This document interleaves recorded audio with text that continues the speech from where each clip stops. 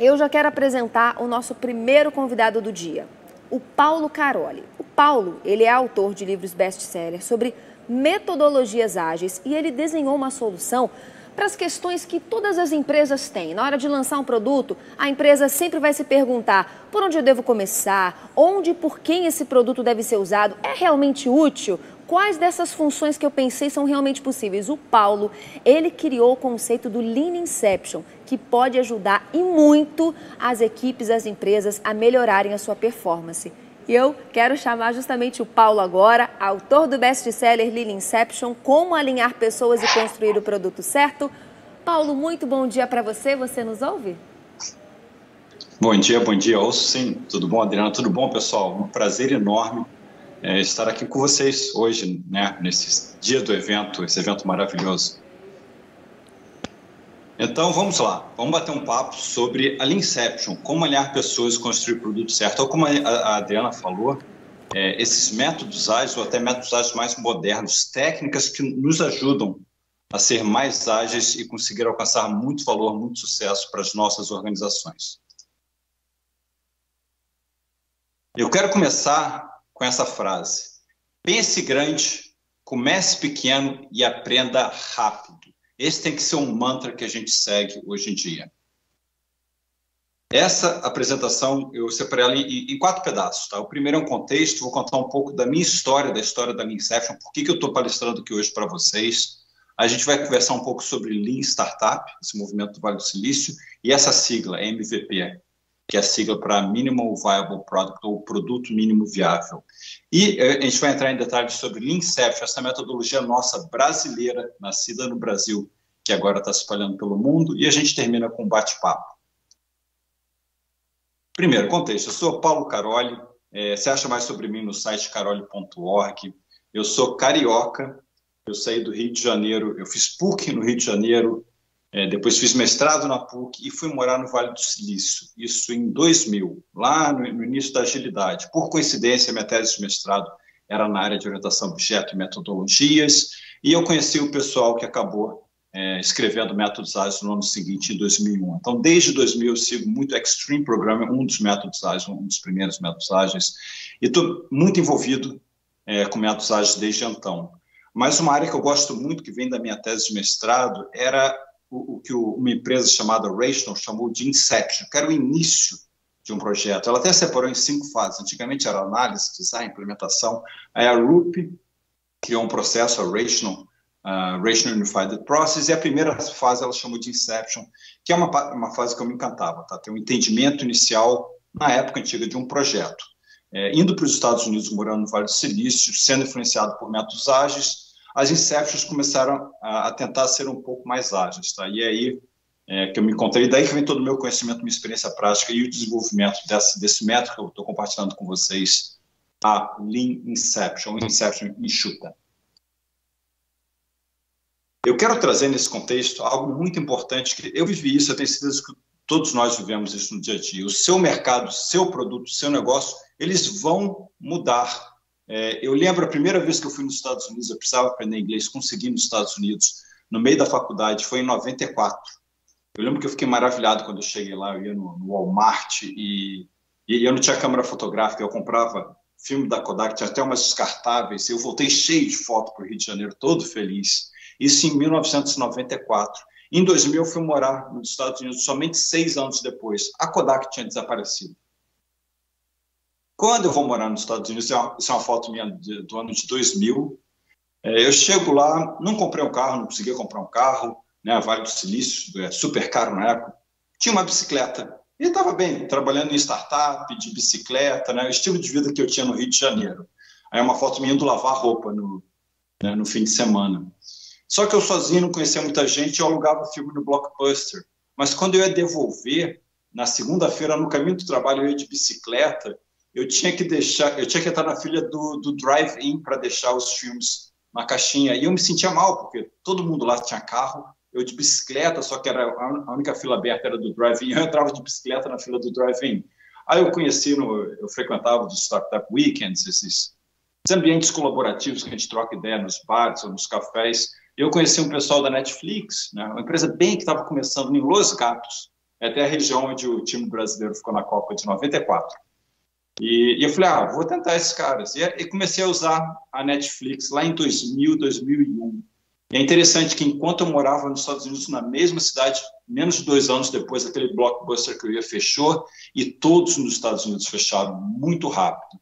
A gente já viu isso acontecendo, e tem até essa expressão aqui, o mundo ele é VUCA, é volátil, incerto, complexo e ambíguo. Sim, eu até vou mais, essa expressão está até antiga, o mundo é MUVUCA, é muito VUCA, né? Vem uma empresa nova que era pequenininha e derruba um gigante, aí a gente cria a EasyTax, outra nossa, no Rio de Janeiro, em 2011, muda completamente a realidade das cooperativas de táxi, mudou a forma de se transportar nas cidades. Aí vem o Uber, que já muda a realidade, e tudo isso é muito rápido, e vem o coronavírus, que acelera tudo. Ou seja, essa é a nossa realidade. O mundo é assim, ele é muito VUCA, a mudança é muito rápida, por isso que a gente precisa de muita agilidade, de ser muito eficiente, muito eficaz, e conseguir mudar rápido a nossa realidade, na nossa organização, na nossa empresa, no nosso grupo de trabalho. Daí que eu percebi que do lado esquerdo, né, que está essa parte, esse triângulo, a gente chamava de Iron Triangle, é mais da gestão de projeto, que tem muita informação, um corpo de conhecimento enorme em gestão de projeto, que a gente carrega desde a época da segunda Revolução Industrial, quando Ford começou a organizar as coisas, a gente traz muito da indústria manufatureira para todas as áreas, né? Não interessa qual tipo de empresa, a gente trouxe muito conhecimento da indústria manufatureira e é super útil, não é ruim, a gestão de projeto é importante, né? Esse triângulo de ferro que a gente chamava, tem o tempo, a qualidade, o escopo, a qualidade, e você me dá 3 dessas variáveis, eu calculo a quarta, e assim a gente planeja grandes projetos de 1, 2 anos enormes. E agora, com uma prática que eu diria mais moderna, essa gestão de produto, ou product thinking em inglês, a gente já trabalha diferente, é mais um ciclo, que é construir, medir, aprender. Isso ficou muito claro no movimento Lean Startup, que veio do Vale do Silício. Eles podem se encaixar, um complementa o outro. Tá? Não tem que ser ou é isso ou é aquilo, não. A gente quer, sim, fazer esse pensamento em produto, independente do tamanho do projeto, seja uma startup pequena ou uma grande corporação. E esse é exatamente o assunto, a minha vivência, que é a Lean Inception. E ela vem para complementar um livro. Eu morei no Vale do Silício, eu trabalhei em 7 startups em 6 anos, e depois vim trabalhar na Thoughtworks, uma grande consultoria em métodos ágeis, em 2006. Então, eu tenho essas 2 vertentes, que eu gostava muito do ambiente de startup, mas as que eu passei de 2000 a 2006, elas cometiam o mesmo erro, que a gente não tinha muito processo na startup, a gente saía fazendo, ganhava dinheiro dos V6, dos Venture Capitalists, para depois ver se deu certo. E as startups que eu passei não deram certo, não tinha um processo muito bom. E o Eric Ries, junto com o Steve Blank, eles conseguem descrever, e o Eric Ries descreve nesse livro de forma muito clara e dá um nome a esse, a Lean Startup, onde a gente começa a ter um processo que a gente fala, não, olha só, as pequenas startups estão indo bem, elas estão seguindo um processo. E esse processo é baseado exatamente nesse ciclo. Construir, medir, aprender. E fazer vários desses ciclos. Não é um ciclo, são vários. No início com muita experimentação e depois começa a amadurecer isso, que vira o tal do MVP, o produto mínimo viável. Tá? O que é o produto mínimo viável? É o mínimo viável para validar se você está indo num direcionamento bom.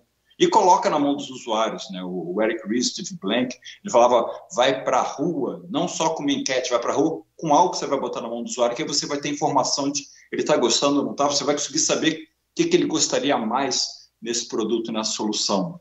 Esse é o MVP. A grande dificuldade que eu tive, esse livro sai em 2011, eu já era um facilitador de Inceptions, início de um projeto ágil, e quando eu vejo esse conceito de MVP, eu falo, nossa, era o que eu precisava, porque antes a gente planejava o todo. Ele levava muito tempo para construir o todo, mesmo sendo ágil, entregando a cada sprint, a cada semana um pouquinho, a gente ainda tentava alcançar um todo muito grande. Quando eu vejo o conceito de MVP, eu mudo a forma como eu penso. Eu falo, não, a gente tem que pensar no todo, mas focar no mínimo viável, nesse tal de MVP. E a grande dificuldade que eu tinha é como alinhar um grupo de pessoas e decidir o que é o MVP, que é muito difícil, é muito mais fácil decidir qual é o todo mundo fala tudo o que quer, esse é o todo, mas e aí? E o MVP, por onde começar? É muito difícil. Daí a minha experiência prática de tentar buscar isso vários anos, como alinhar um grupo de pessoas sobre o MVP, e sai esse livro alguns anos depois de eu ter essa busca. Então é um livro prático, baseado na minha experiência prática de como alinhar um grupo de pessoas para decidir o MVP. Mas o que é esse tal de MVP, né? Vamos entrar agora um pouco em Lean Startup e MVP, Produto Mínimo Viável. MVP é a versão mais simples do produto que vai ser disponibilizada aos usuários para validar hipóteses de negócio. Tá? Aqui eu preciso trazer algo para a sua atenção, que é a palavra experimento rápido, validação rápida e MVP. É muito próximo, ambos seguem naquele ciclo construir, medir, aprender. O mais importante é vai experimentar, vai entender do seu usuário. Quando isso começa a ficar um pouquinho maior, uma coisa que você pode botar na mão do usuário que ele vai conseguir usar, o minimamente viável, geralmente isso que a gente está chamando de MVP. Tá? Mas tem gente que também fala qualquer experimentação rápida, qualquer coisa que você está passando nesse ciclo, construir, medir, aprender, você está trabalhando com esse conceito de MVP, de validações rápidas. Eu gosto dessa comparação porque na minha tese de mestrado era sobre uma arquitetura e uma metodologia, né? Metodologia da parte de Inception começar, e a arquitetura a gente está falando do final dos anos 90. E a gente trabalhava com base de dados, quase todos eram relacionais, então a gente falava a camada da base de dados, aí tinha em cima a camada dos objetos de negócio, né? Quem era J2EE, WebLogic, essa época passou, né? Era uma camada de lógica do negócio, e a última camada em cima era a interface com o usuário. No mundo de internet, que era para onde eu estava indo, a gente falava, não, essa interface ela é orientada a evento, né, JavaScript, para a gente fazer aplicativos, né, websites ou aplicações para a internet. E essa foi minha tese de mestrado. E eu fui morar nos Estados Unidos e falei, não, olha só, gente, a gente precisa entender o que é esse bolo que a gente vai construir. E a gente entendia o bolo, planejava o bolo para entregar ele dali a um ano. Quando eu começo a trabalhar com métodos ágeis, que método ágil é uma resposta a essa forma de vamos trabalhar em um ano, método ágil não, vamos ser um pouco mais ágil, um pouco mais rápido, vamos alinhar rápido e pegar o feedback de uso e decidir o que mudar, eu altero o meu discurso. Eu falo, olha, a gente precisa de uma Inception para entender o bolo, mas a gente vai te entregar fatia desse bolo. A gente vai planejar o bolo todo, a gente faz uma Inception de 4 semanas para entender tudo que tem que ser feito nesse bolo. Né? Pode até pensar num protótipo do bolo, validar, fazer uma maquete de isopor enorme, validar tudo isso, mas a gente vai te entregar o bolo fatia a fatia, assim você não precisa esperar um ano para ter o bolo. Você já prova uma fatia, vê se é bolo, vê se não é, assim a gente vai te entregando o bolo. Quando eu começo a trabalhar com MVP, essa metáfora cai por água abaixo, porque o bolo é importante, a gente tem uma visão do bolo onde a gente quer chegar, mas eu não vou te entregar uma fatia do bolo, porque a fatia do bolo não é um MVP do bolo. Você faz a fatia, planejou tudo e a pessoa é alérgica à lactose. Ups, ferrou, todo o planejamento está baseado em leite, não pode. O que a gente faz hoje em dia? A gente trabalha com MVP, o mínimo viável. Nessa metáfora, o MVP seria um cupcake. Ou não seria somente um cupcake, seria alguns cupcakes. Você vai criar uns 3, 4 cupcakes de sabores diferentes, colocar a amostra e você vai ver qual que o usuário prefere mais. Olha, os usuários não são intolerantes à lactose. Olha, eles preferem laranja com topping de creme. Essa é a informação que você quer.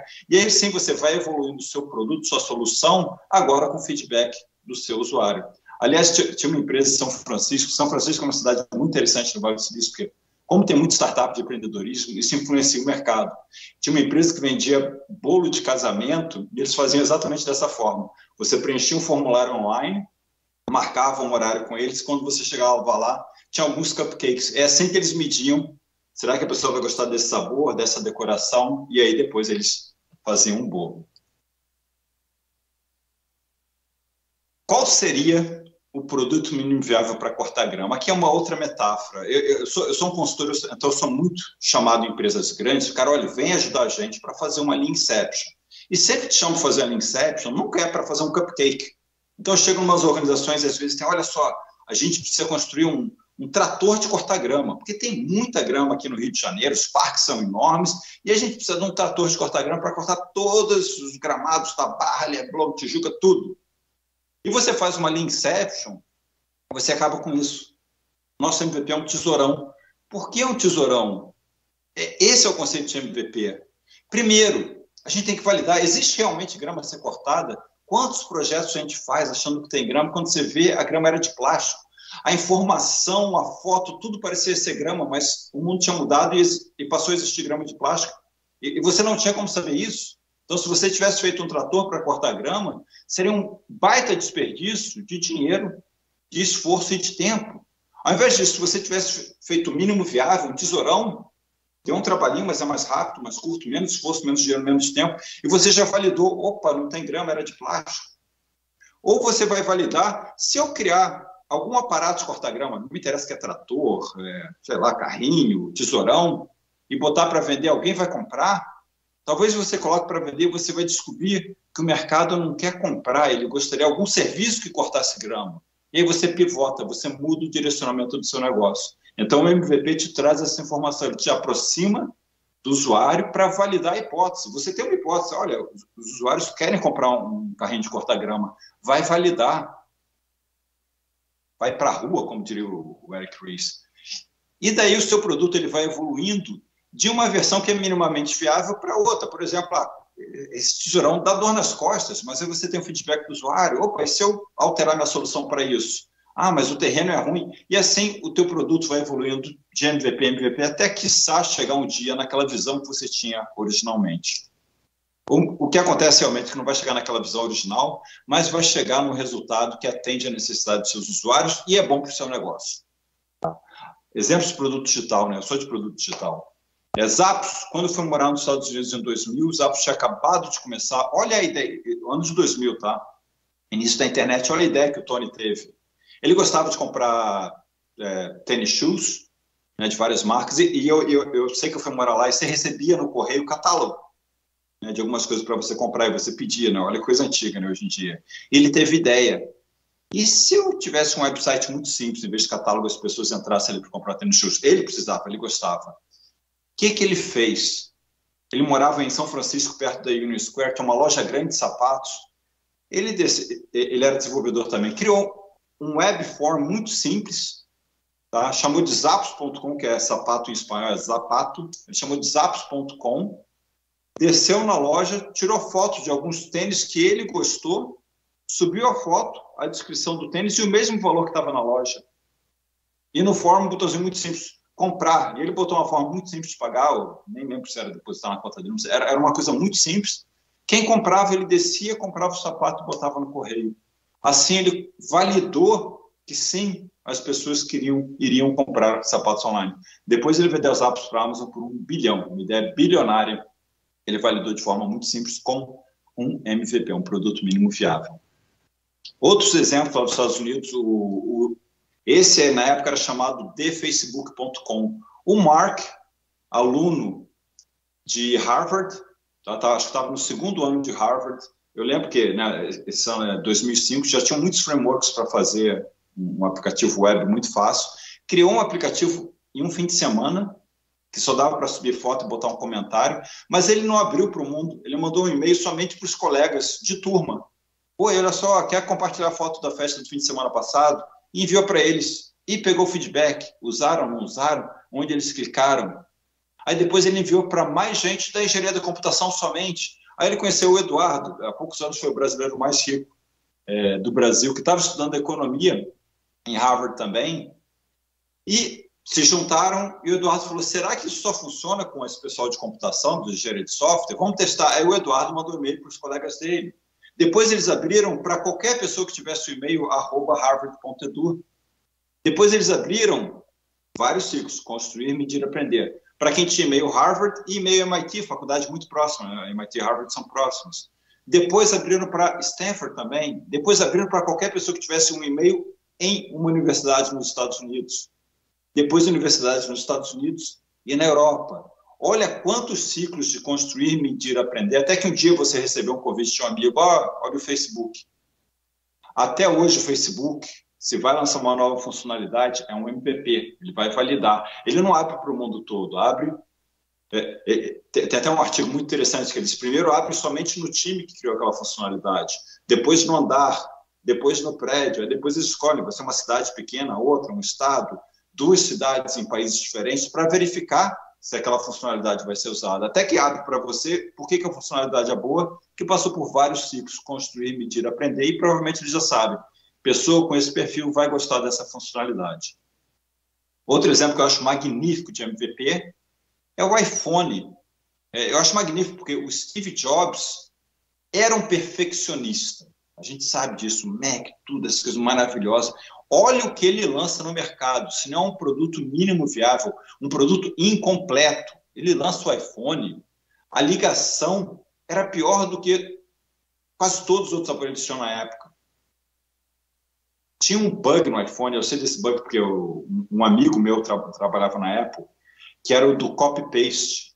Você não conseguia copiar o texto de um aplicativo para outro. Isso aconteceu comigo, tinha um amigo meu gringo, no Brasil, que recebeu uma mensagem em texto, em português, ele falou, Carol, ele traduz para mim, eu falei, me manda por e-mail, ele não conseguia copiar. Isso foi um bug, o desenvolvedor falou, ele já tinha resolvido, né? Papo de desenvolvedor, funciona na minha máquina, mas levava 3 semanas até ser liberado para o firmware do telefone. Steve Jobs, espera mais 3 semanas. Steve Jobs disse, não preciso. Vamos lançar assim mesmo. O iPhone, eu lembro de receber um e-mail da Apple, falando, oi, desenvolvedor, você gostaria de desenvolver um app para a gente? O iPhone está sendo lançado e por trás dele tem uma plataforma. E esses aplicativos aqui, eles rodam em cima da plataforma. É uma meia-verdade, porque a plataforma era um outro time da Apple que estava fazendo e ela não estava pronta. Mas eles estavam validando se desenvolvedores iriam desenvolver, e vários responderam que sim. Eles já tinham o contrato da plataforma de como seria o aplicativo. Eles estavam validando o mercado. O iPhone, o primeiro, era um produto incompleto, com bug, sem funcionalidade. Não tinha GPS, que nem vários concorrentes já tinham. Por que não tinha? Ele não estava validando isso ainda. Ele estava validando se as pessoas iam usar, né, o dedo para tirar foto, se iam usar o telefone celular para essas novas funcionalidades. E foi um baita sucesso. Tanto que você tem fila para o iPhone 2, né? Vamos lá, algum exemplo mais próximo da gente. Eu adoro esse exemplo do Thales e do Vinícius. Eu adoro porque eu voltei a morar no Brasil em 2010. Eu fiquei no Brasil de 2010 a 2019. Eu já muito envolvido com minha startup. Eu me envolvi no Startup Weekends.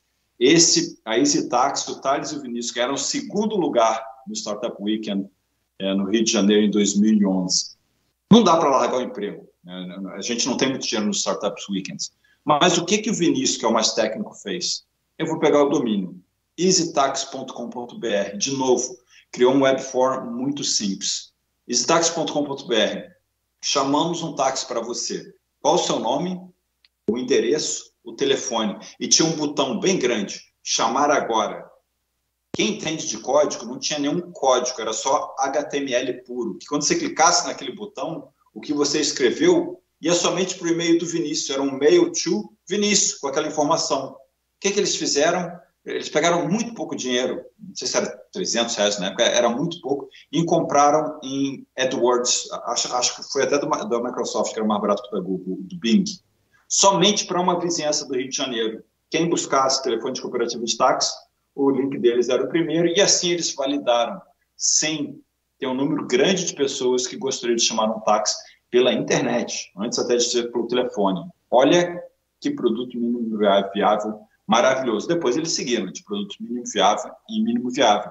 E é muito interessante constatar o seguinte, no início eles pensaram, a gente vai ter um produto para vender para as cooperativas. Isso faz parte de Lean Startup Produto Mínimo Viável, que é pivotar. Eles criaram algo, falaram, olha, tem usuários vindo na gente, eu quero te vender um produto.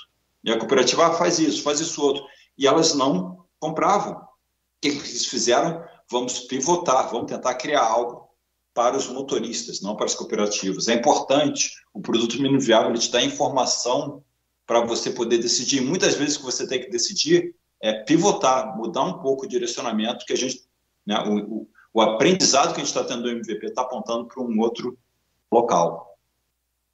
Então, o que acontece? Acontece alguma coisa antes, seja descoberta, exploração, reuniões em empresa grande, que alguém fala, ou algum grupo fala, opa, parece que aqui é uma boa ideia. O que você vai fazer? Faz uma Leanception, né? Pode até pensar na visão mais abrangente, dependendo do teu contexto, você vai ter que pensar no bolo, mas faz a Leanception para decidir o que é o meu cupcake. E aí sim, coloca logo na mão dos usuários, que é rápido criar algo equivalente a um cupcake, e decide, opa, validou, prossigo nesse caminho, vamos prosseguir adicionando mais funcionalidades, ou mais para a solução que eu estou trazendo, ou não. Opa, o aprendizado, os insights de uso das coisas pequenas que eu botei na mão do usuário estão indicando que eu devo pivotar ou cancelar. Que, olha, coloquei na mão do usuário e a informação demonstra que estávamos completamente equivocados, a estratégia está errada. Cancela essa, vamos botar os nossos esforços em outra iniciativa. Tá, o que é o tal do mínimo viável? Eu gosto de comparar isso com a construção de uma ponte. Tá? Eu vi, como a gente está, né, falando do Rio de Janeiro, eu vi uma ponte sendo construída entre Costa Azul e Rio das Ostras. E é muito interessante, porque a ponte foi construída, demorou um tempão, né, tábua, e depois concreto, e virou uma ponte. Eu imagino um engenheiro de trânsito decidindo, vou construir uma ponte. Faz o cálculo do terreno, decide onde vai ser, concreto, todo o planejamento, e no final sai uma ponte. No mundo de produto digital, a gente trabalha de outra forma. O que a gente faz? Eu era arquiteto de software. Como arquiteto, eu falo, olha, aqui é o melhor local para construir a ponte. Mas aí tem pessoas que são de experiência do usuário, que entrevistaram os usuários da região. E falam, de acordo com as entrevistas, parece que é aqui que eles querem a ponte. E tem pessoas da área de negócio, dono do mercado, sei lá, alguém da área de negócio fala, para mim o importante seria que a ponte fosse aqui. Quem está certo, quem está errado? Ninguém. O que a gente faz na área de produto digital, a gente coloca algumas tábuas de madeira e vai medir qual que teve mais gente cruzando. Onde tem mais gente cruzando, é ali que estão te indicando, é aqui que o pessoal atravessa esse rio, esse córrego, é aqui que a gente deve construir a ponte. Aí depois você evolui, porque uma tábua vai uma pessoa por vez, né? Agora, já passa mais de uma pessoa, já passa uma bicicleta, já passa uma moto, e você vai evoluindo o seu produto, a sua solução, de MVP a MVP, passando pelos ciclos, construir, medir, aprender. Né? Agora já passa um carro até que isso acontece. Não, isso não pode acontecer. Tem um erro aqui. Isso não foi o mínimo viável, não foi viável. Porque nessa região tem gente que dirige caminhão, e o caminhão pesa mais de 5 toneladas, se a ponte não aguenta 5 toneladas, não pode deixar que isso aconteça. É parte do MVP, é o mínimo viável. Isso não pode acontecer. De quem é a culpa? De todo mundo. Vou ser bem honesto, assim, porque a pessoa de negócio, se deixa isso acontecer, quebra a marca do negócio. Não pode, é um prejuízo enorme. Pessoas de UX, o X de User Experience, você precisa entender a experiência do usuário, não somente dos que consegue atravessar, mas de todo mundo. Por exemplo, pessoas que dirigem caminhão, também transitam naquela região, se verem uma ponte, vão tentar cruzar. E também a parte da tecnologia, da engenharia, de quem constrói aquela solução. Não adianta falar, vou botar uma placa aqui, mais 5 toneladas não entra. E se a pessoa estiver olhando para o WhatsApp, vai entrar e vai cair a ponte. A sua solução tem que ter alguma coisa que não deixe isso acontecer. Então, o MVP ele está nessa interseção. O que é valioso para o negócio, é usável, que vai encantar os usuários, o que é factível para a gente fazer com a tecnologia atual. O MVP está nessa interseção. Não é nada fácil achar essa interseção. Não é a soma de todos, é a interseção. Se você vai pensar no MVP também, você não pode pensar que nessa pirâmide da esquerda, primeiro eu vou fazer tudo que é factível, né? Criar a plataforma, todos os componentes que eu preciso aqui para fazer meu software, para depois fazer o que é viável e no final ter o efeito que vai encantar os usuários. Não, tem que ser uma fatia fina do todo, é o cupcake, é algo pequenininho que ele é factível, valioso, usável e uau, o usuário quer mais, que nem o iPhone, uau, eu adorei, eu quero 2. Você quer que os seus early adopters, os primeiros usuários, sejam os promotores da sua solução, do seu produto. Você precisa ter no seu MVP o efeitual, isso é muito importante. Produtos antigos, como você entrega uma coisa enorme, o efeitual pode vir só no final. MVP, você está entregando algo incompleto, mas precisa ter o efeitual, que nem era o iPhone, bem completo, mas uau, que experiência maravilhosa.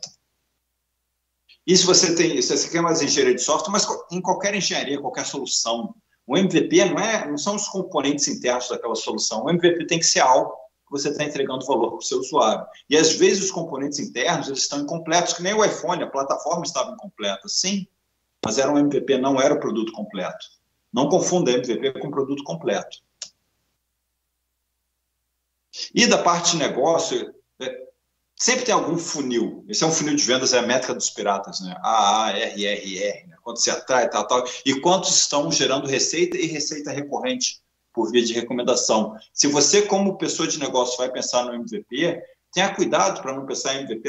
Olha, 10 mil downloads por semana, mas não quer dizer nada isso. Você tem que pensar em algo que não é receita a palavra. Olha, fiz o MVP, já está me gerando receita. Não, mas o MVP tem que indicar que o resultado demonstra que vai ser bom para o negócio. Pense em algo que mostra passando por todo o funil. Cuidado para não ter um MVP que só valida uma camada, mas que nunca vai ser bom para o seu negócio. Essa que é a pergunta, né, de $1 milhão ou euros. Como decidir o MVP?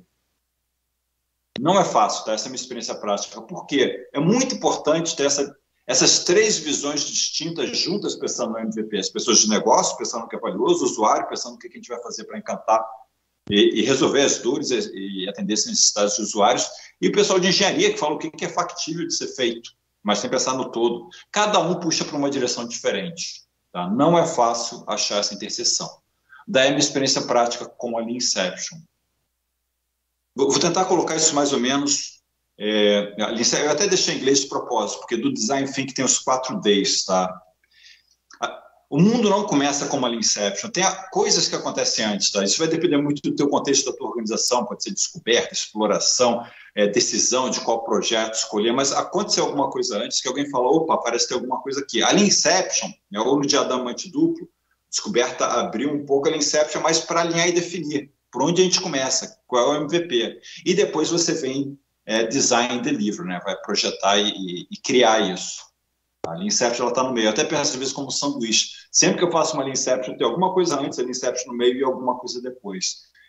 O nome Inception eu usei porque ele já existia, mas não é o começo da Inception. Então, não começa da Inception, tem coisa antes.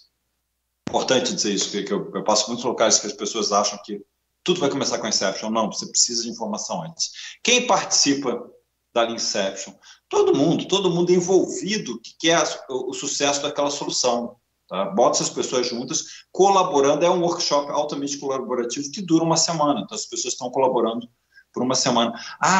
Olha, mas diretora, a CEO, ela está muito interessada, mas não tem tempo. Ótimo, ela é uma stakeholder. Talvez ela venha no início, fazer um discurso bonito, e no final, para ver qual é a visão e qual é o plano do MVP. Ela não pode estar o tempo todo, só vem no início e no final. Mas quem vai tomar as decisões estratégicas e decidir qual é o direcionamento, qual é a visão, qual é o primeiro passo, tem que estar junto toda semana.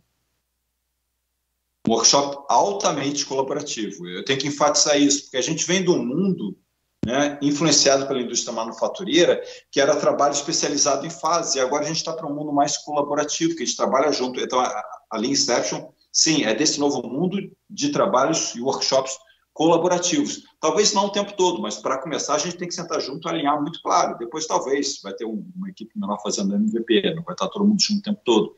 Mas para decidir é decisão colaborativa. Negócio, pessoas que representam o usuário e as pessoas que vão construir aquela solução. Aqui algumas fotos de quando eram presenciais, um workshop altamente colaborativo. A gente consegue fazer o mesmo da forma remota, as ferramentas hoje em dia são maravilhosas, então a gente consegue muita colaboração em Inception remotas. Aliás, acabou ficando mais importante, porque como muitas empresas a gente não fica sentado junto mais o tempo todo, você precisa muito desse workshop colaborativo no início, para a gente, pelo menos, a gente sai muito alinhado. Esse foi um efeito interessante da pandemia, que aumentou a quantidade de Lean Inceptions remotas, mais do que era presencial. E eu vou explicar para você a agenda em 5 minutos, tá? Não vou gastar muito tempo para a gente ter um bom tempo de Q&A.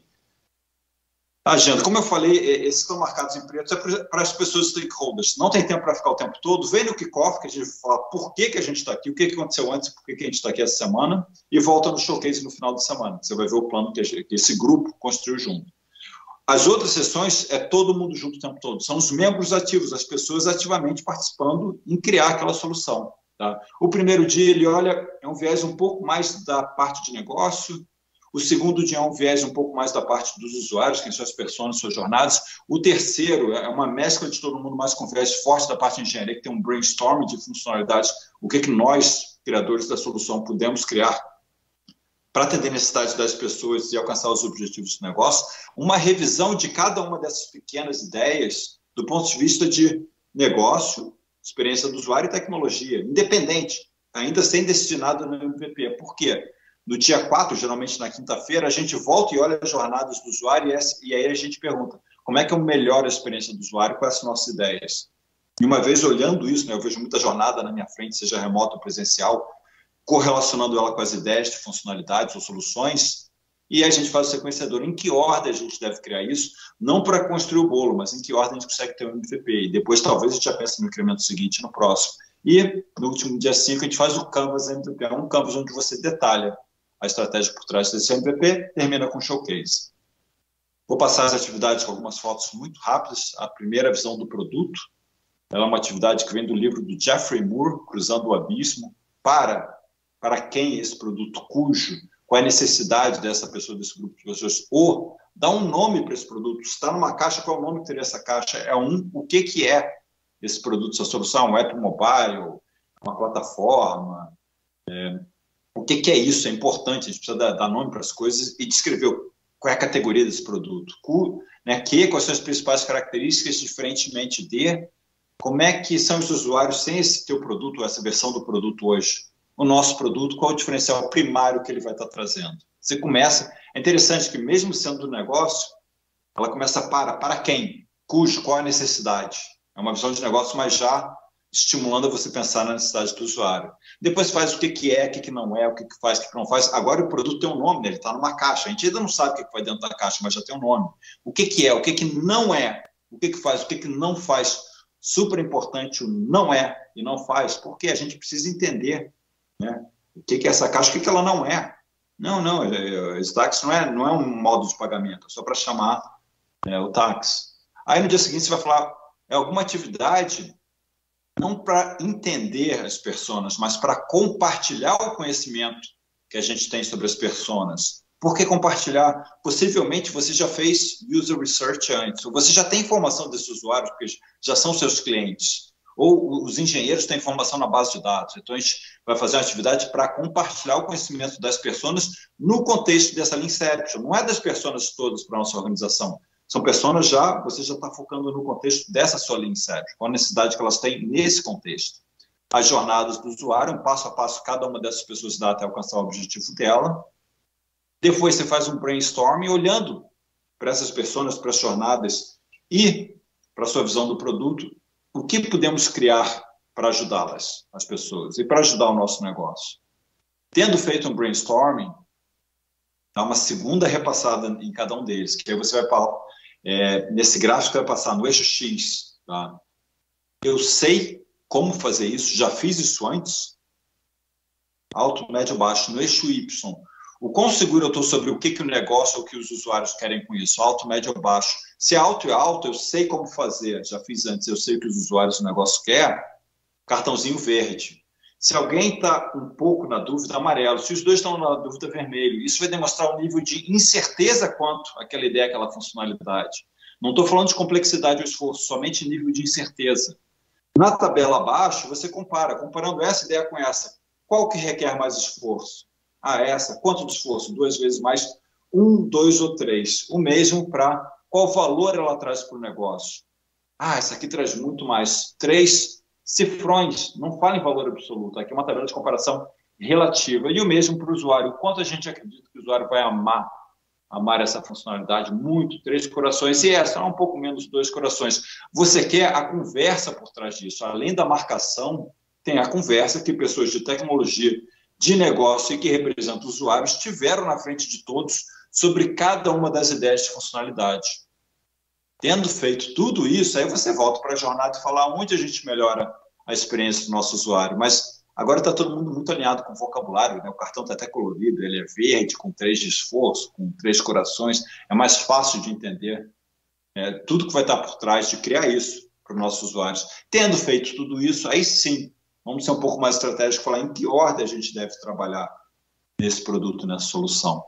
Uma vez alinhada a ordem, vai com a pergunta, como o pessoal facilitador pergunta, cadê o MVP? Cadê o mínimo viável? Vai esperar terminar tudo para entregar? Cadê o cupcake?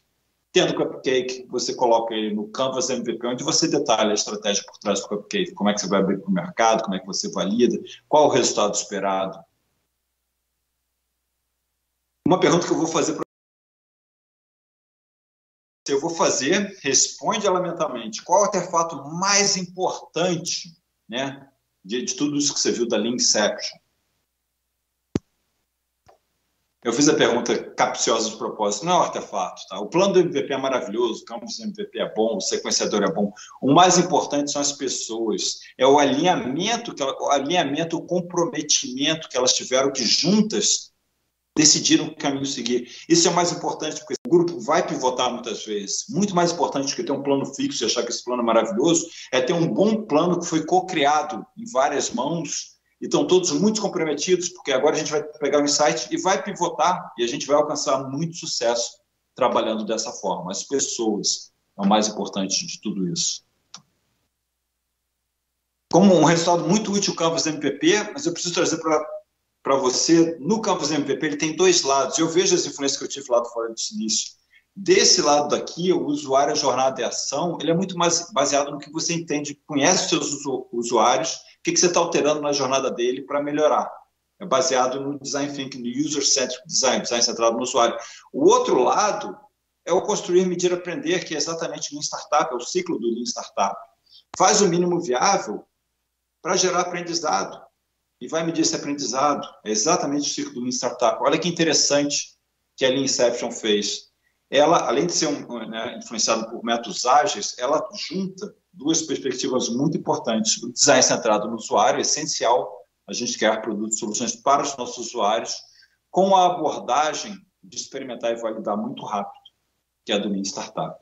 A Lean Inception, ela traz essas duas perspectivas e você começa a trabalhar nesse ciclo de faz o mínimo viável, você nunca para, faz o que faz outro, faz outro, faz outro, e você segue evoluindo o seu produto, sua solução, o seu mercado, o seu relacionamento com seus usuários, num ciclo contínuo de construção e aprendizado, construção e aprendizado. Para terminar, pensa grande, a gente tem que pensar assim, muito grande, mas começa pequeno e aprenda rápido. Muito obrigado. E agora a gente vai para o nosso bate-papo. Muito obrigada, Paulo. E olha, enquanto você estava dando a sua palestra, chegaram muitas perguntas para a gente. A primeira pergunta que eu vou fazer é do Gabriel Serrão. Ele pergunta o seguinte: essa experimentação do MVP com os usuários não pode deixar uma primeira impressão de que meu produto é limitado, frustrando a expectativa de possíveis futuros usuários? Bem interessante. Excelente pergunta, Gabriel. Bem interessante. Eu até gostei que você usou a palavra experimentação. Eu tento... O Eric Ries, no primeiro livro dele, The Lean Startup, ele usa a palavra experimento e MVP ao mesmo tempo. Tá? Muitas vezes ele usa a palavra MVP. O segundo livro de Startup Way, ele começa a falar da evolução das empresas usando o Lean Startup. E ele fala mais do início. Experimento, experimento, experimento, e depois vai com o MVP. Que é exatamente essa preocupação. Quando você coloca algo na mão do usuário, é que nem o iPhone. Mesmo sendo incompleto, ele vem na caixinha bonitinha, maravilhosa. Teve experimentos antes do iPhone, mas isso para mim são experimentos. Tá? Você tem que ter cuidado disso. O Facebook faz de forma diferente. Ele já vai para feature, mas ele abre a feature só para o time. Depois para os funcionários daquele andar, depois para os funcionários do prédio, depois para a família e colegas. Isso é uma outra estratégia também. Tá? Então você tem que decidir, quando você tem o seu MVP, qual é a estratégia de abertura para você não ter esse risco de queimar o filme, digamos assim. Você não pode abrir para todo mundo algo que está incompleto. Ótimo, ótimo. Muito esclarecedora a sua resposta. A Claudine Ramos pergunta o seguinte: que oportunidade incrível, ainda sou iniciante nesse conhecimento. Comprei seu livro Lean Inception nessa segunda-feira. A minha pergunta é: como criar, iniciar e estimular um ambiente ágil em uma empresa com behavior forte de gestão de projetos tradicional? Boa pergunta, Claudine. Primeiro, é que nem aquele slide que eu mostrei, que as práticas se complementam. Tá? Eu sou de métodos ágeis, mas eu sou contra falar isso é melhor que aquilo. Gestão de projeto é um corpo de conhecimento enorme, muito importante. A gente tem que conseguir falar, olha, vamos tentar isso aqui, que isso aqui pode complementar. Essa product thinking, o pensamento de produto, pode nos ajudar a complementar nisso. Tá? Cuidado com as soluções, ou para cá ou para lá. Tenta achar a solução falando, vamos tentar um pouco disso, vamos fazer uma retrospectiva, vamos trazer esse aspecto dessa metodologia. A gente tem que ir devagarinho, tá? A mudança tá, em Inception presencial. Quando veio a pandemia, eu falei, e agora? E essa troca presencial é muito importante. Então, eu vou começar respondendo isso. Talvez a gente consiga, e a gente consegue agora fazer a Lean Inception remota. E vale muito a pena, porque não tem que viajar todo mundo, a logística fica mais fácil, não tem que reservar sala, a empresa grande é difícil. Então, para muitas organizações está valendo muito a pena manter a Inception remota mesmo voltando presencial. O que vai fazer falta é a conexão entre as pessoas. Então, se você está num grupo que já tem uma conexão entre as pessoas, tudo bem fazer uma Inception remota. Se você está num grupo que ainda não teve nenhuma conexão entre as pessoas, considere fazer a Inception presencial para gerar a conexão. Agora, o único risco é o seguinte, não faça um meio a meio, que sei lá, no grupo 9 pessoas vão presenciais e 3 remotas. Não, vai ficar ruim, porque você vai gerar conexão entre 9 e 3 não. Tá? Então, se esse for o caso, decide. Ou vai todo mundo presencial e a gente usa o momento da Inception, além de ser um momento para a gente alinhar e desse plano do MVP, para ser um momento de se conhecer, que é super importante. Se isso não acontecer, tem que ter um outro momento, ou antes ou depois da Inception. Enquanto fazer a Inception remota, com as ferramentas atuais, é super tranquilo. Você tem que manter a mesma agenda. O único detalhe é que presencial é menos cansativo, porque é divertido, a gente está em pé, toma um café, vai junto. Então, presencial, você consegue fazer 8 horas por dia com intervalo para o almoço. Remoto fica mais cansativo. Então, remoto, como pessoa facilitadora, você tem que organizar melhor os seus blocos de trabalho e dar muito intervalo para não ficar aquela coisa cansativa, você sentado na cadeira. E um workshop colaborativo, que é mais cansativo, essa forma de trabalhar durante 8 horas. Você vai ter que ser mais eficiente como pessoa facilitadora e planejar a sua Inception, né? Ter ela já montada, um template já montado. Que, aliás, a gente tem isso já em várias ferramentas, tá? É aberto para a nossa comunidade. Perfeito, Paulo. E para a gente fechar, a última pergunta é da Carolina Alvarenga. Ela pergunta o seguinte, ela fala que está adorando o conteúdo, aí ela pergunta, para aplicar o Lean Inception na minha empresa, eu preciso de um consultor, um facilitador de fora, com uma visão diferente para fomentar as discussões, ou podemos fazer entre nós mesmos? Excelente pergunta, Carolina. Eu prefiro que vocês consigam fazer por você mesmo, porque Lean Inception ela faz parte de uma transformação. Inevitavelmente, a transformação é de dentro. Se ninguém nunca fez, que, aliás, no Brasil está muito comum, tá? Então, se você está numa empresa no Brasil e quer fazer uma Lean Inception, a primeira dica que eu dou é olhar ao redor e falar, vem cá, quem já participou de uma Lean Inception antes? Quem já facilitou? Muitas empresas já facilitaram. Se você não acha ninguém, pergunta, a gente trabalha com alguma consultoria? Da consultoria, algum de vocês já facilitou? Tem muita gente que já facilitou. Tenta achar alguém próximo de você para fazer. Se não achar, até um dos objetivos da Carole.org, a gente faz treinamento de Inception para isso, para ajudar as pessoas a tornarem seus facilitadores para as nossas organizações serem independentes e guiarem as nossas transformações que a gente precisa ter. E o livro ajuda também, assim, eu sei que às vezes dá medo se é a sua primeira Inception, mas assim, se você seguir a receita do livro, segue ela que dá certo. Assim, a receita que está no livro, eu tentei em mais de 400 Inception, então essa é uma receita que você segue ela, é que nem uma boa receita para fazer um bolo, sabe? Aquela bem simples, eu não cozinho muito bem, mas tem receita que você segue e sai um bolo, então segue a receita que você vai bem, vai sem medo, porque você não vai fazer somente uma Lean Inception, você vai fazer várias. Você precisa desse conhecimento. Perfeito, Paulo. É só colocar os ingredientes certos na quantidade certa que o negócio funciona, né? Com as pessoas certas. As pessoas é o mais importante. Isso você já tem. Paulo, muito obrigada por estar nos passando tantos conteúdos incríveis. A gente recebeu mais perguntas, mas infelizmente por causa do tempo a gente não consegue passar todas para você, mas eu quero te agradecer, você que está aí abrindo uma vibe maravilhosa, com muito conteúdo bacana nesse nosso segundo dia de evento. Eu quero te agradecer e te desejar um ótimo dia. Muito obrigada, viu? Eu que agradeço. Um ótimo evento para todos nós.